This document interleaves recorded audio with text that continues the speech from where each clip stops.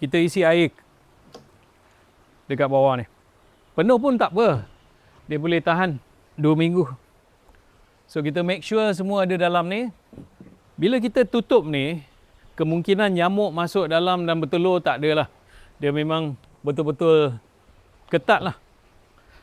So bila you nak tengok ada air ke tak ada air ke, you cuba jenguk macam ni je.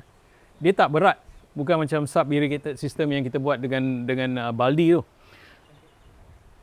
Ini dalam 2 minggu ke, kita dah boleh potong daun. So, kita kena agak lah untuk satu keluarga. Misalan keluarga tu ada 4 ke 5 orang. Berapa banyak perlu makan kan? Kalau macam ni mungkin untuk satu orang je kan. Kalau kita potong daun dia tiap-tiap minggu, mungkin cukup untuk satu orang. So kalau ada 4 orang ke 5 orang, buatlah 4 sistem macam ni ke 5 sistem macam ni.